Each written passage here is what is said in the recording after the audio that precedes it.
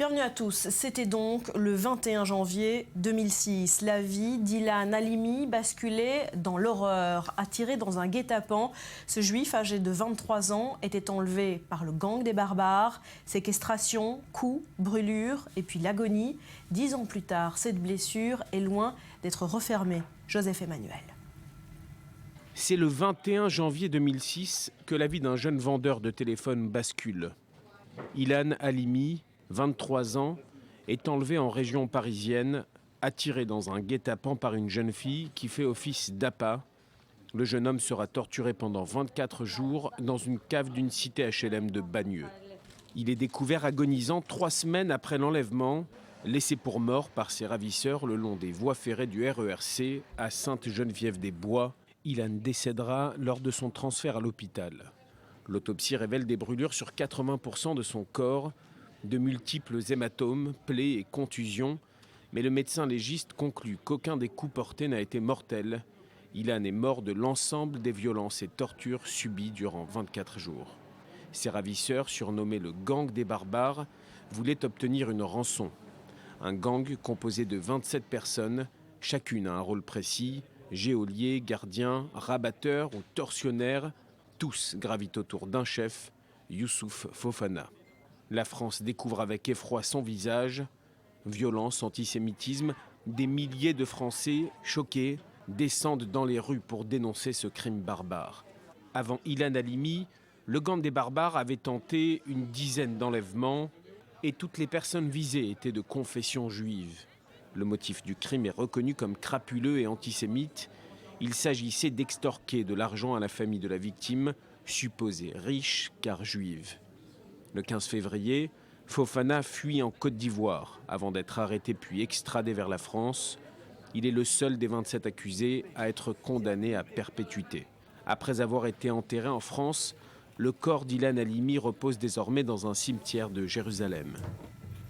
Alors Lise, malgré l'évidence, il y a encore des gens aujourd'hui qui estiment que le mobile n'était pas antisémite. Oui, ça paraît choquant. Pourtant, dès le début de l'affaire, le motif antisémite a été étouffé, notamment par le procureur de Paris de l'époque, Jean-Claude Marin. Le 17 février 2006, 4 jours après la mort d'Ilan, on parlait surtout de l'aspect crapuleux. Il a fallu attendre le 20 février pour que le juge d'instruction retienne enfin la circonstance aggravante de crimes commis en raison d'appartenance à une religion. Pourtant, et on va le voir très vite, dans les propos même des agresseurs, cet argument antisémite est très vite utilisé. Oui, un des membres du gang des barbares le disait au juge d'instruction à l'époque. Il s'est attaqué à Ilan car il était juif et je cite, un juif c'est riche. 3 autres personnes ont admis que la judaïté d'Ilan a été un motif supplémentaire d'acharnement et la mère d'Ilan le disait aux médias, si Ilan n'avait pas été juif, il n'aurait pas été assassiné. Elle disait même que les policiers avaient écarté le mobile antisémite pour ne pas s'aliéner l'opinion musulmane en France. Et puis du côté de la société civile aussi, on doute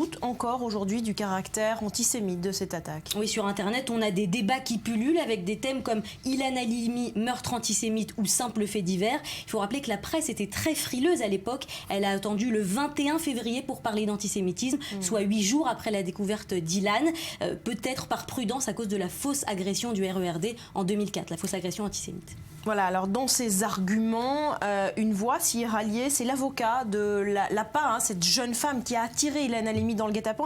Elle a même publié un livre pour démonter tout simplement le motif antisémite. Oui, Gilles Antonovitch a écrit le livre « L'affaire Halimi du crime crapuleux au meurtre antisémite, histoire d'une dérive ». Il dit que Fofana s'est proclamé antisémite simplement après son arrestation pour attirer l'attention des médias, alors qu'on sait que le gang des barbares avant Ilan avait ciblé des personnalités juives comme Ronnie Broman, président de Médecins sans frontières, ou l'avocat Joseph Cohen-Saban.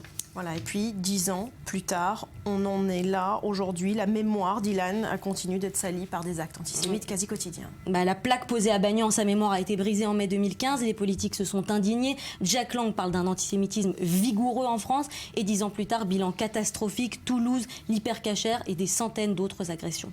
Merci Lise Barenbaum. Alors précisément pour de nombreux responsables de la communauté juive, l'assassinat d'Ilan Halimi aurait dû sonner l'alerte, réveiller les autorités. Mais en 10 ans, les actes antisémites ont continué de grimper et ont tué de façon tragique. Retour sur 10 ans d'antisémitisme en France avec Jonathan Serrero.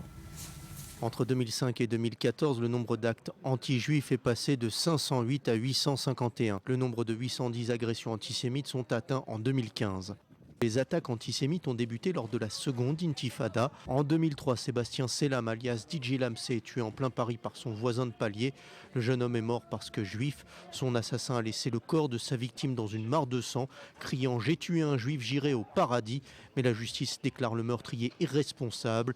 Le mobile antisémite n'est pas reconnu. 3 ans plus tard, toujours à Paris, au mois de février 2006, Ilan Halimi, jeune juif vendeur dans une boutique de téléphones portables, est torturé à mort par Youssouf Fofana et son gang des barbares. Cette fois, le caractère anti-juif est avéré au terme d'un long procès. Nicolas Sarkozy, alors ministre de l'Intérieur, qualifie le meurtre d'antisémitisme par amalgame. C'est la première fois en France depuis la Seconde Guerre mondiale qu'un juif est tué en raison de sa religion. L'antisémitisme dénoncé en décembre 2009 par l'ancien chef de l'État, Jacques Chirac, lors de la remise du prix Ilan Halimi. J'ai déjà eu l'occasion de le dire, l'antisémitisme n'est pas une opinion, c'est une perversion. Une perversion. Et une perversion qui tue. Toulouse, 19 mars 2012, Mohamed Merah abat le rabbin Jonathan Sandler, ses 2 enfants, Gabriel et Arié, âgés de 3 et 6 ans. La petite Myriam Monsonego, 8 ans, tombe sous les balles du terroriste. Aujourd'hui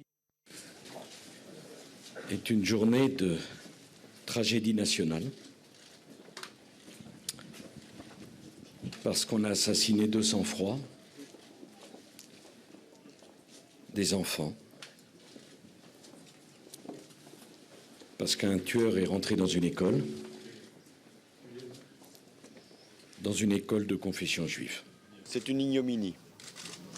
Et je devais être là pour exprimer à ces familles meurtries, mais aussi à cette école juive, car c'est une école juive qui a été visée, l'antisémitisme s'ajoutant à l'abjection.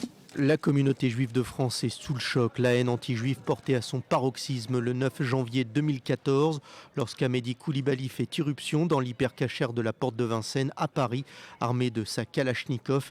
Il tue Johan Cohen, Philippe Braham, François-Michel Saada et Yoav Ratab, tous assassinés parce que juifs.